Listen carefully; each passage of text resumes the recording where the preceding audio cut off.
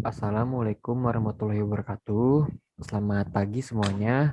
Perkenalkan, kami dari kelompok 7 akan mempresentasikan hasil kerja kelompok kami tentang komputer fraud. Sebelumnya, izinkan kami untuk memperkenalkan diri terlebih dahulu. Saya Farhan Rahman Hakim. Saya Aulia Amanda Putri. Saya Rizka Maliapsari. Saya Yudit Noviansari. Baik, materi berikut akan dibahas oleh rekan saya. Oke, ancaman terhadap SIA atau Sistem Informasi Akuntansi. Ancaman yang pertama ini ada bencana alam dan politik. Contohnya seperti banjir di Chicago menghancurkan atau membahayakan 400 pusat pengolahan data. Ancaman yang kedua, kesalahan perangkat lunak dan fungsi peralatan. Contohnya seperti sebagai hasil bug sistem pajak, California gagal untuk mengumpulkan 635 juta dolar pajak bisnis. Ancaman yang ketiga adalah tindakan yang tidak disengaja.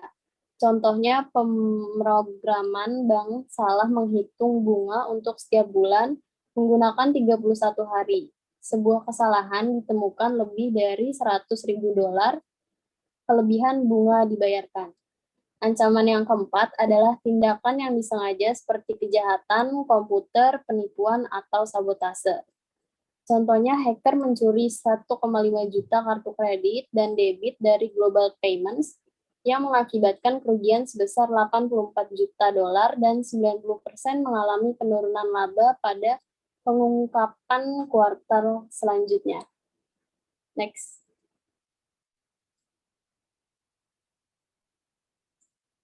Penipuan atau fraud adalah tindakan curang yang dilakukan sedemikian rupa sehingga menguntungkan diri sendiri, kelompok, atau pihak lain.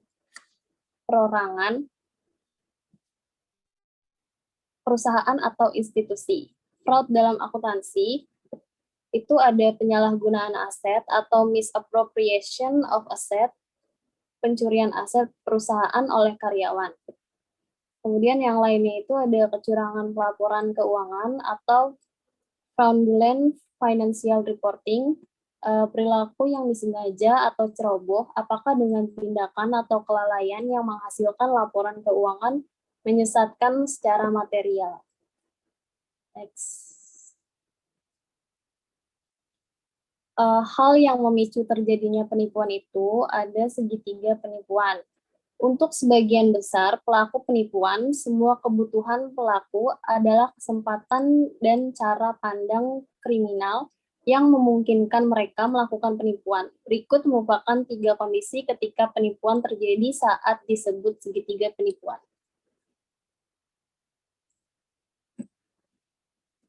Di sini ada segitiga penipuan, jadi segitiga penipuan itu terbagi menjadi 3.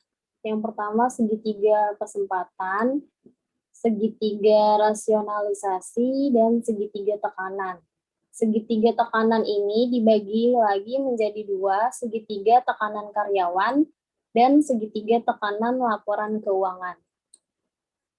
Selanjutnya akan dibahas oleh rekan saya.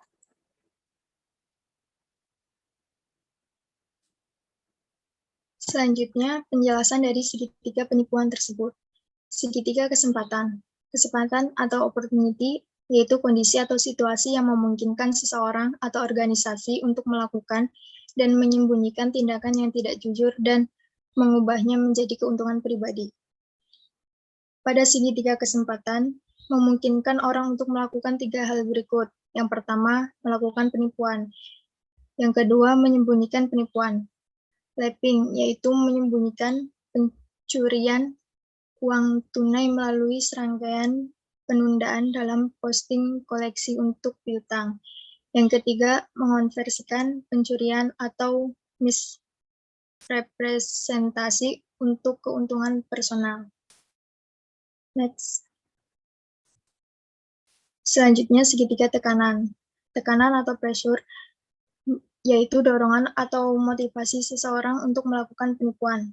Pada segitiga tekanan, terdapat tekanan yang dapat menyebabkan penipuan karyawan dan tekanan yang dapat menyebabkan penipuan laporan keuangan. Kemudian ada segitiga rasionalisasi. Rasionalisasi yaitu alasan yang digunakan para pelaku penipuan untuk membenarkan perilaku ilegal mereka. Next. Selanjutnya, penipuan komputer.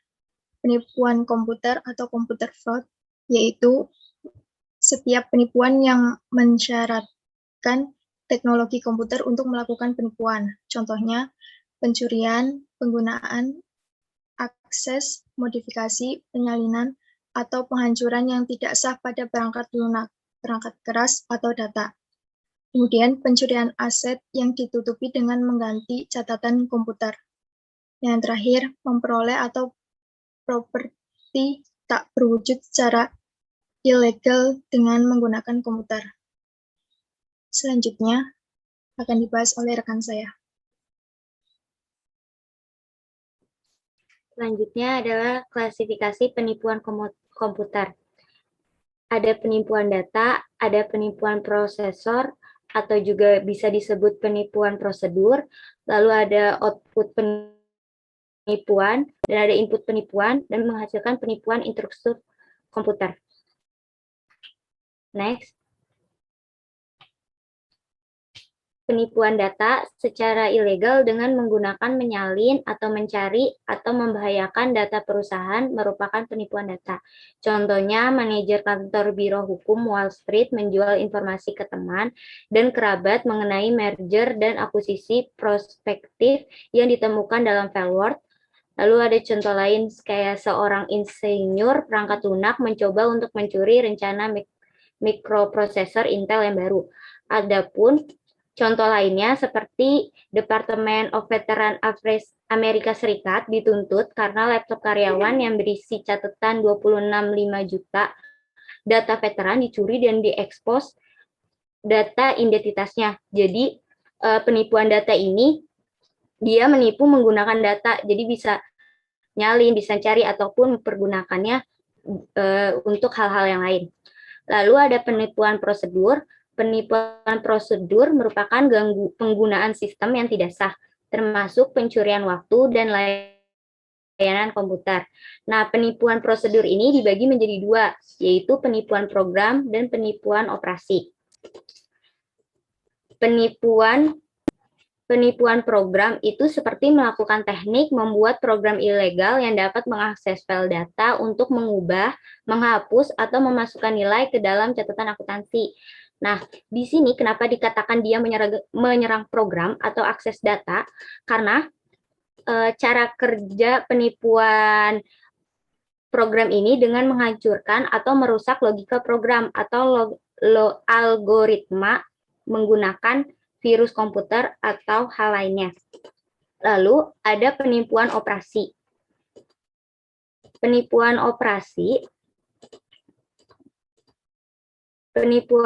Sedangkan penipuan operasi adalah penyalahgunaan atau pencurian sumber daya komputer perusahaan. Biasanya melibatkan penggunaan komputer untuk menjalankan bisnis pribadi. Jadi penipuan operasi ini lebih menyangkut ke bagaimana SDM menggunakan logika ataupun data tersebut. Nah, contohnya itu seperti CPA di kantor pengontrol dapat menggunakan komputer perusahaan untuk menyiapkan pengembalian pajak dan laporan keuangan untuk klien pribadinya dalam sistem berbasis komputer database di perusahaan tersebut. Jadi, untuk penggunaan ini, dia itu bisa pakai data yang dari perusahaan untuk kepentingan pribadi dia, jadi untuk klien pribadinya. Next.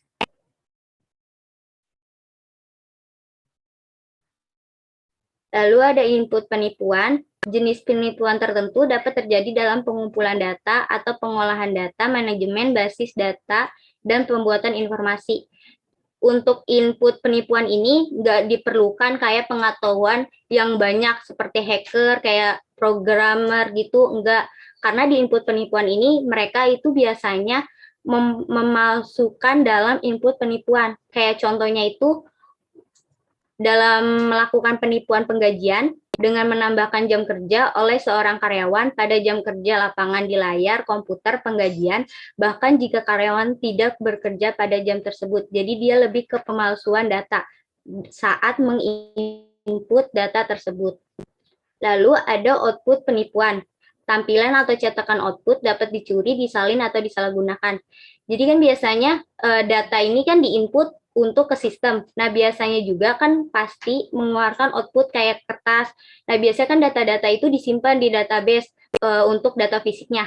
Nah, biasanya penipuan output ini data kertas buat data-data itu diambil, dicuri untuk membocorkan ke klien atau perusahaan lain.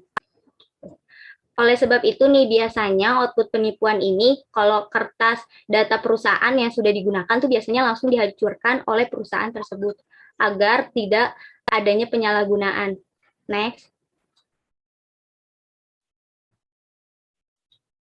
Dan yang terakhir ada penipuan instruksi komputer. Penipuan instruksi komputer ini termasuk merusak perangkat lunak perusahaan, menyalin perangkat lunak secara ilegal, menggunakan perangkat lunak dengan cara yang tidak sah, dan mengembangkan perangkat lunak untuk aktivitas yang tidak sah. Oke. Selanjutnya akan dijelaskan oleh rekan saya. Oke, selanjutnya mencegah dan mendeteksi penipuan dan penyalahgunaan. Yang pertama itu ada membuat penipuan agar tidak terjadi. Nah, itu tuh contohnya seperti mengadopsi struktur organisasi, filosofi, manajemen, gaya operasional, dan risiko yang meminimalkan kemungkinan penipuan. Terus yang kedua, meningkatkan kesulitan dalam melakukan penipuan. Itu tuh seperti mengembangkan dan mengimplementasikan sistem pengendalian internal yang kuat. Selanjutnya, meningkatkan metode pendeteksian. Contohnya seperti mengembangkan dan mengimplementasikan program penilaian risiko penipuan yang mengevaluasi kemungkinan dan besarnya aktivitas penipuan dan menilai proses dan pengendalian yang dapat mencegah dan mendeteksi penipuan potensial. Yang terakhir ada mengurangi kerugian penipuan. Contohnya seperti menjaga asuransi yang memadai, terus juga mengembangkan kompetensi penipuan yang komprehensif, pemilihan bencana, dan rencana kelangsungan bisnis. Oke, selanjutnya. Ini ada contoh kasus komputer fraud. Dua warga Indonesia berhasil bobol kartu kredit via online. Contoh lainnya, beberapa waktu lalu, Polda Metro Jaya melalui Kasat Cybercrime Ajun Komisaris Besar Winston Tommy Watulio berhasil meringkus dua pelaku kejahatan cybercrime. Kasus mereka yaitu membobol kartu kredit secara online milik perusahaan di luar negeri. Kedua cracker ini bernama Adi dan Ari. Mereka berhasil menerobos sistem perbankan perusahaan asing seperti Capital One USA, Cash Bank USA, dan JT Morgan Bank USA. Kemudian membobol kartu kredit milik perusahaan ternama tersebut. Setelah berhasil, kedua pelaku tersebut menggunakan kartu kreditnya untuk membeli tiket pesawat Air Asia, lalu tiket tersebut dijual pelaku dengan harga yang sangat murah, tidak tanggung-tanggung.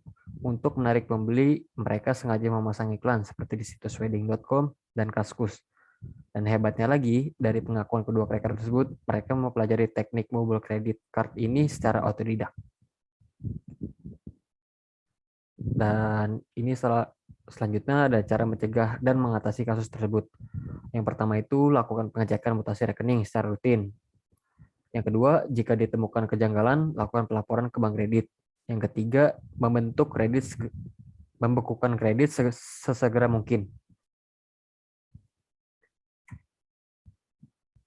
Oke, terima kasih atas perhatiannya. Mungkin cukup sekian presentasi dari kelompok kami. Jangan lupa like dan subscribe. Jika ada pertanyaan, tinggalkan di kolom komentar. Terima kasih. Dadah.